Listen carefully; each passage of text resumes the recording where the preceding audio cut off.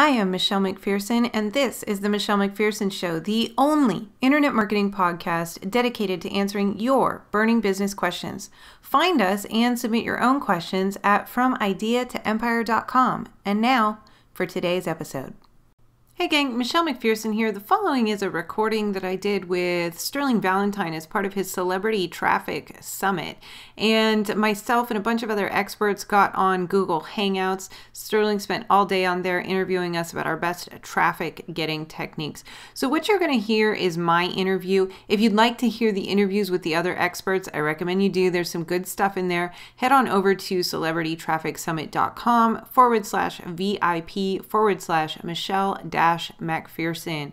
You can register and you will be able to get the recordings of all, I think that there was like 15 of us that day, and load up your iPod and have a listen. So enjoy what follows with Sterling Valentine as part of his Celebrity Traffic Summit. So we're talking today with Michelle Mcpherson in a moment, and followed by Chad Hamza, James Schramko, Willie Crawford, Mark Hardy, David Perdue, Ray Edwards, Frank Bauer, and then a special mystery guest that is so exciting I can barely contain myself. So I just want you guys to stick around here at the Celebrity Traffic Summit, Part 2. And if you missed Nicole Dean, Walt Bayless, Jason Benoit, Sean Mize, Michael Port, Ty Cohen, well, it was a long day, Jason Fladler, or Simon Leung, you can just look below the live link here and pick up the premium upgrade, get the VIP treatment, join us for our total traffic training camp, and just have a lot of fun with us. So if you want to get the lifetime access to these videos, just go ahead and click the upgrade link. But meantime, here comes somebody that knows a thing or two about social media, and I've been watching, what she's doing from afar. And there's been a couple people that I've always said to myself, if I was going to, get a social media expert, it would be one of these people. And this is one of the people it would have been, and it is. So this is Michelle Mcpherson. Michelle, how are you doing today? I'm good. How are you, Sterling? Good. Thank you very much for joining us here at the Celebrity Traffic Summit. And that means that you are a celebrity. If you didn't know it, now you are. Congratulations. You knew it already, of course. Who knows in these days? In a tiny, tiny corner of my own home, maybe. I'm, often reminded of how much there is to learn about social media, because every time I think I've figured it out and I start, feeling confident about it, then somebody says that there's this new thing or the new thing of the new thing, and then it's like it's never ending. So as a social media expert, it's different than being, let's say, a list building expert or even a traffic generation expert, because to a certain degree, that stuff is kind of not moving too fast. It's not frozen, but the basics are there, and there's little tweaks here and there. But social media feels like it's reinventing itself every half an hour. So first of all, how do you keep track of all that stuff? And are you just online 30 hours a day? No. I think that, part of my personality and why I was attracted to just internet business as a whole, not just social media, but any kind of internet business, was because it is fast paced. And, I got started in an SEO vein more so than social media. But once I kind of figured out that, you could use social media for SEO purposes as well, then that became very attractive. And so now we're looking back at 2005, 2006, and I'm totally dating myself here. But, I just check in on the blogs, read some feeds every day, kind of see what's going on, sign up at the new sites, and then I wait and see which ones actually become important, because most of them won't. If you sign up for everything that TechCrunch writes about, you're gonna, and then actually try to be active on all those sites and stuff. There's no sense in that. So I just sign up for stuff. I see if it's cool, and then I wait and see what the internet as a whole decides matters. And then those are the ones that we focus our attention on, right? Because that's where the audience is. Mm-hmm. Would you still say that the big three would be Facebook, Twitter, and Google Plus, or are there new contenders that need to be squeezed in there? And is there a big four, maybe? I think that there is a big transition happening right now, moving towards visual content. And I mean, to comment on our culture as a whole becoming we used to read books, and then we started reading articles on the internet, and then it became tweets. And now people don't even want words. They just want images right. to convey their thoughts or whatever. So I think that we are kind of moving in that direction, whether it's good or bad. But that's where you see sites like Pinterest, like you've talked about, or sites like Instagram becoming really important because they are that visual medium that a lot of people really enjoy, because I shouldn't say that it doesn't take as much brain power, but You can just kind of let it soak over you and not really think so much about stuff when you're on a visual site like that. Mm-hmm. And for those people who maybe aren't aware of it, can you just give us a real basic idea of the picture sharing sites and how they've actually gotten themselves into the business conversations and the marketing conversations? I mean, most of the time people hear about that and they think, isn't that people just putting up pictures of like birdhouses and stuff? How did all of a sudden, how is there such thing as marketing and business on Pinterest? But the truth is, there's a lot, right? Yeah, birdhouses. I like that. It's birdhouses and recipes. Yeah. But you know what? It's funny because the reason that this conversation has even happened around those visual mediums, Instagram was bought by Facebook. So then suddenly people were like, oh, maybe we should start paying attention to Instagram. Pinterest was kind of pushed to the side within the marketing community, maybe because the idea was that it was a bunch of ladies sharing recipes, and how do you monetize that, right? Well, what we found out as survey data has come out from different internet retailers and stuff like that is that people on Pinterest actually buy more than people who come to a site from, say, Facebook or come to a site from Twitter. So the percentage of people who buy when they are referred to your site from Pinterest is much higher. The idea around Pinterest is sharing products that you love, and I think that that's why it actually results in a lot more conversions. So it's kind of a no-brainer at this point anyway, now that the data is out there. And so we're talking hard numbers now, not just, hey, I think it's a good site, but people convert higher. So if you've got a retail type of site, it's a no-brainer that you be on Pinterest and be leveraging that traffic because it is there and they actually are buyers. And, I think that over time, too, in the last several years, that social media maybe got kind of not a bad rap, but, kind of got maligned a little bit because people felt like it didn't convert. People felt like it was all about, the fluffy joining the conversation and that kind of stuff. Or that it wasn't measurable. Exactly. And we can go back and forth on that because I agree in a lot of ways. Branding or building a relationship isn't necessarily directly measurable. Hard to quantify. Yeah. But with something like Pinterest, you're definitely able to quantify a lot more than one has been able to with other kinds of social media sites. And I think that may also be why Pinterest has gotten a lot of positive feedback from those who are using it in the marketing community, because we're able to quantify it a lot better. Mm-hmm. Mm-hmm. And like Edward Deming said, that which cannot be measured cannot be improved, right? Oh, yeah. Absolutely. So one of the things that I thought was like a really interesting story lately to kind of compare the idea of what, say, Pinterest is versus, what's actually going on there is, ladies sharing recipes and clothes and stuff like that. And yeah, like that's huge on that site. Don't get me wrong. So, if you've got recipes or clothes, go be there for sure. But, I just read a story on Thursday or Friday about the Pottstown, Pennsylvania police who decided to put the most wanted pictures for people in their community who had warrants or whatever up on Pinterest. And they noticed, I think the number was a 57% increase in calls to their tips line saying, hey, I know where that person is. You can go get them. Mm-hmm. I mean, that's not recipes and that's not clothes. And that isn't just necessarily a female audience either. So people are able to use it, or the Pottstown, PA Police Department has been able to use it for something local, for something that isn't related to those categories that are most popular on Pinterest, and actually get measurable results from it. And I was actually really impressed that they knew their conversion numbers too. How about that? Police department, right? Yeah. And I think the most important thing I took away from it was it's a non-trivial use. I mean, so much for recipes, right? I mean, this is maybe saving lives. Yeah, that's a really good point. Mm-hmm.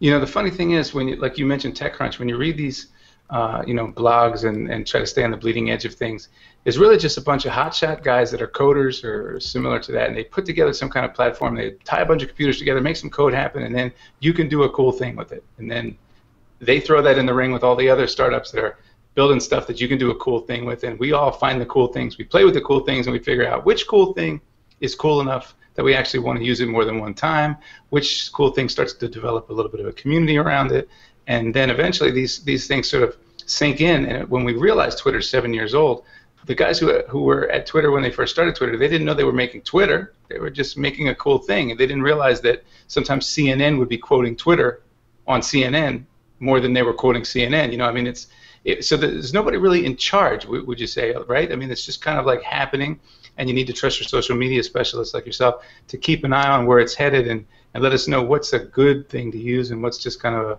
a play toy or a waste of time, right?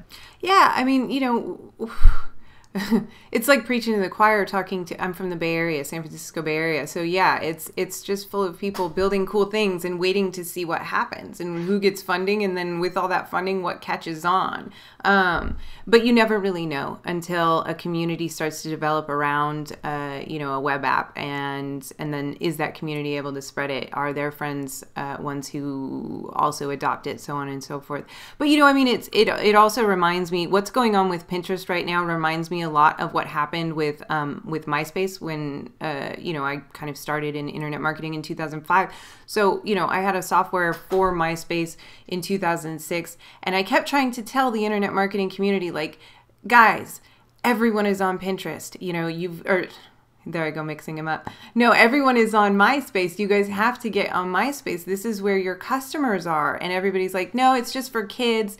People are just talking to each other. There's no money to be made, blah, blah, blah. Well, you know, fast forward, we all know that MySpace became massive and that lots of people made a lot of money from it, or at least got a lot of connections, that kind of thing.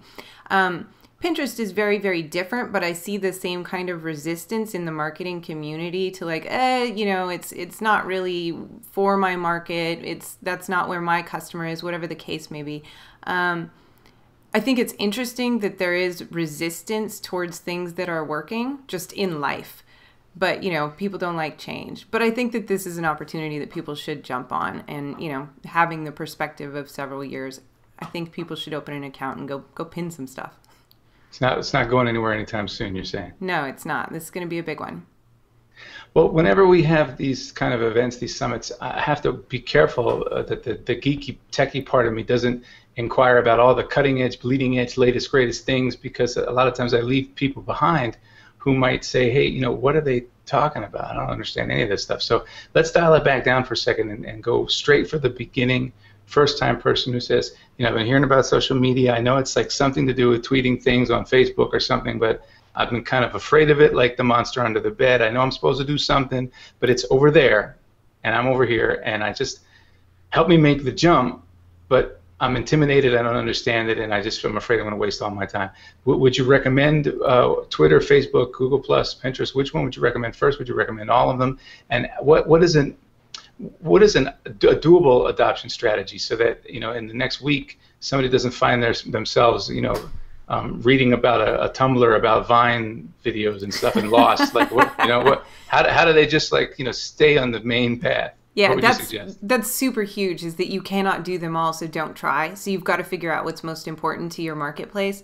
For somebody who is brand new, just figuring out what's most important to your marketplace could be a bit overwhelming. So I'm going to say that you need a Facebook fan page, you need a Twitter account, and if you can add a third, then get your Google+, because it's good for your Google authorship and your SEO and other things, although it doesn't have as large of an audience directly. But you'll need to have a Facebook and a Twitter. So that's where I would start. Mm-hmm. And for business people, this is always the weirdness, is that they say, you know, I know that my kid cousin tweets things to her boyfriend or something, or people tweet sports scores. I'm supposed to what? Tweet that there's a sale? It feels weird. It feels icky. I don't understand monetization and social media. People don't want to feel like the guy at the party, the cocktail party, who walks up and starts asking people, do you want to buy some life insurance? You know, like, it feels a little weird, right? There's a yuck factor to it. So I think a lot of people stay away. And now, of course, we see people doing smart things like creating the "Are you making these 7 mistakes" article or something, and then that brings people in, and then there's a bio box at the bottom, and there's a little bit more of a path. So it's a little bit harder to figure out, and you could tell the guy who's got the Twitter account that just says, buy this now, buy this now, buy this now, and his tweets every day, and there's nobody following him because nobody wants that. So can you give us like a little quick tutorial, a little crash course in, you know, how to not suck once you get on social media? Yeah. So I think that one of the things that when people end up following you on social media, that they love to see, or that will encourage people to follow you in the first place, is seeing a little bit of the inside of your business. So if you're a shop, then take a picture of the shipment that you got today in the back, and you know what's going to be out on the shelves tomorrow. That's kind of a pre-sale, right? Because you're saying, hey, you know, you can come and buy this stuff tomorrow. But it's also a little behind the scenes, so you can do those kinds of things without being smarmy,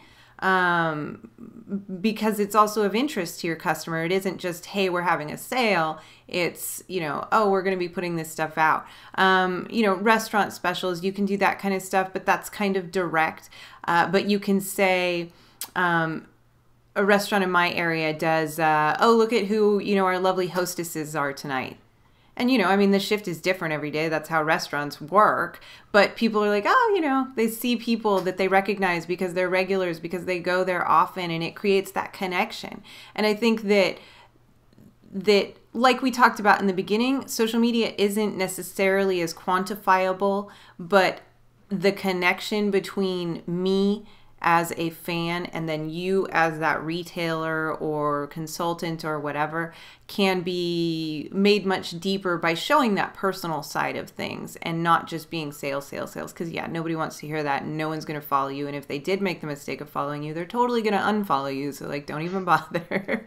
But behind the scenes is really good. Tips. You know, what did you just say? Like 7 secrets to something, you know, I mean, articles that inform your audience, that are about things that are interesting to them, that aren't necessarily just veiled promos for your own stuff. That's going to be really important to your audience.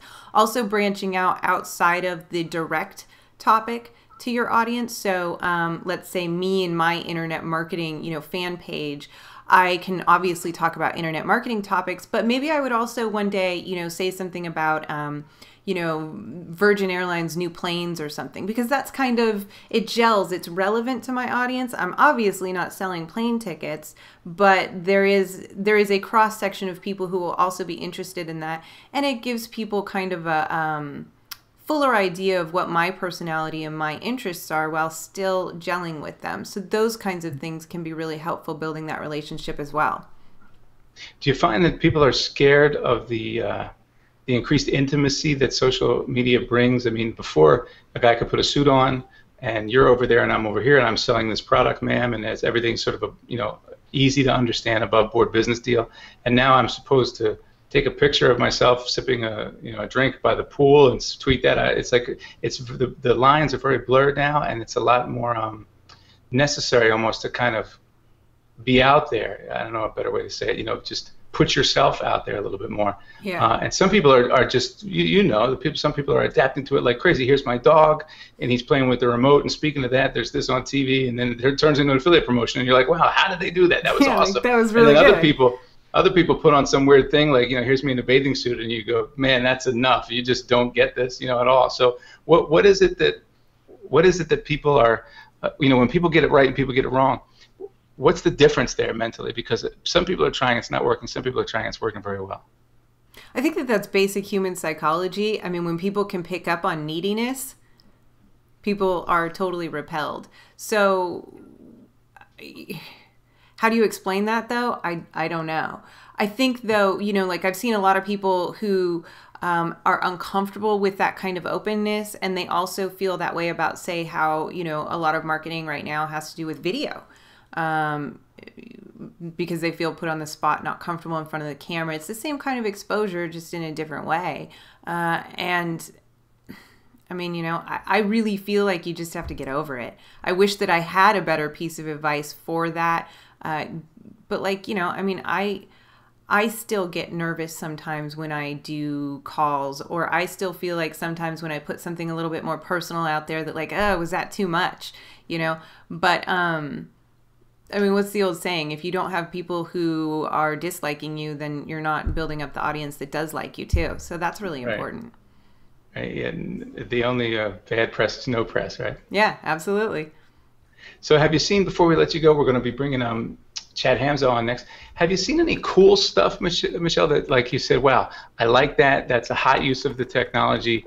I wish more people did this. You know, what kind of applications or implementations have you seen that you like? Any kind of social media.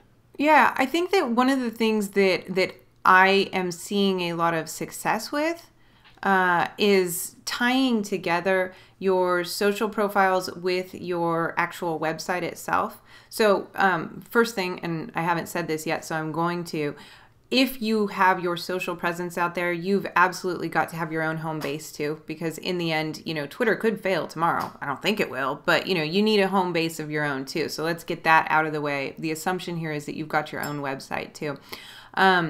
But we need to tie together all of these channels, right? You've got your YouTube, you've got your Pinterest, you've got your all this stuff. So how do you tie all of it together? Well, one of the things that we've been doing and having a lot of success with is creating like roundups of the blog posts or the social media posts or the Pinterest pins that have been really successful each week, putting them all together in like a newsletter and saying, here's what's going on all of our channels.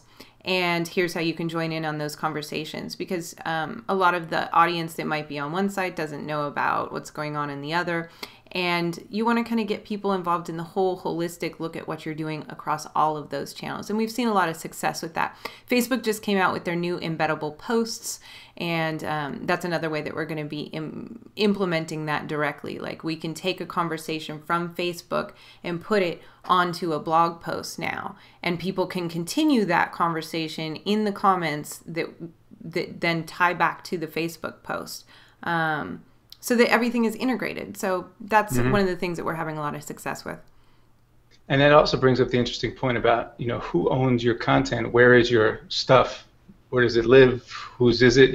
So, for example, a lot of people are questioning, do I use my own blog comments, hardware infrastructure? Do I use Facebook comments instead, where I use it because then maybe Facebook owns it? If Facebook goes down, I don't have my comments anymore. Any last thoughts on the whole intellectual property, who owns what thing? I think that there's a little bit too much paranoia about that kind of stuff, but at the same time, my end answer is always that you should have your own website and you should own all your stuff. So I'm not going to put anything on Facebook that I'm not going to put, say, all my blog comments in Facebook's hands. No, because I do want those for my site. But will I post a 2-sentence thing on Facebook? Sure, yeah, because I don't mind losing that one day. So think about that. What if I lose this? Is that okay? One of the cool things Michelle does is she's got both her business, I'm Michelle the business page, and then she's got the Michelle the person page. So I encourage you to check her out on Facebook, because she does, she really has her personal thing happening, and then the business thing, and it's a nice split. It doesn't it doesn't not work like sometimes people do. So good job with that, Michelle. Thank you, appreciate it. Yeah, and also another thing I like, you put a lot of stats up. Did you notice that compared to a lot of other people? You put some data up that a lot of other people don't put up.